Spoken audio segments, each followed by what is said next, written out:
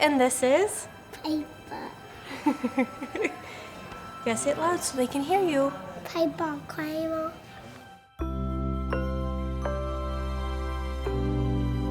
If you were given the honor of traveling with a child that has been sick and now is not, you almost sit in silence, humbled by the honor you've been given to use your knowledge to help that child to the life that otherwise would not have existed for her. When she was born, she had just what looked like to be a bruise on the side of her face, all along the side, the top of her eyebrow and eye, down to her cheek, and it was on her lip, and that's why she didn't end up eating, is because it was ulcered on her lip. It was like an open wound, and it was just so painful to try and nurse and to latch. She just wouldn't, and from right then they sent it off to Sioux Falls, and Sioux Falls was like, no, this is too intense, so they sent us straight here. She was referred to our academic center where we see a lot of the more complicated birthmarks, and in Piper's case, her birthmark was vascular. It's a type of vascular birthmark called an infantile hemangioma. In Piper's case, several segments of the face, in fact 3 or 4, with the temple, cheek, and mandible area were all affected. Very scary being a young mom, not knowing what the heck this was. We've never heard of it before. So hemangiomas are rare only if it's not your kid.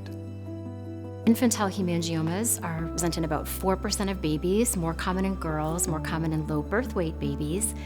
They can be associated with many different complications, one of which is ulceration, when the hemangioma opens up into a sore.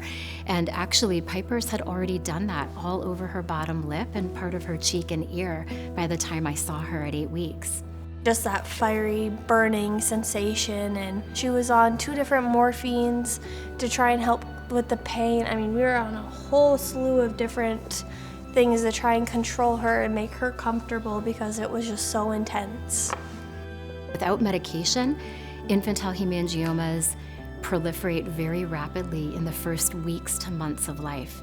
And especially those that are large facial, it wasn't until 2008 that we had any effective therapy to treat them really at all. Piper's transformation has been remarkable, and the outcome that she had wouldn't really be possible without the medication treatment that we were able to provide for her. We have a fantastic department of dermatology, and within that department is my division of pediatric dermatology, and I might be biased, but I think we're among the best in the country. We have an amazing team, and our team in pediatric dermatology at the University of Minnesota has been together for a decade. And so my team knows how to triage the cases that need to come in, and without that team, nothing works. We had the best team and the best nurses, the best doctors throughout this whole journey. Children, our most vulnerable population, they need advocates and they need experts. And that's what we try to do within our subspecialty. Everything happens for a reason, and as such a negative thing, find the light in it, find the joy. We got to know these amazing people, and I think today that makes her her fun, funky, goofy, happy self that she always is.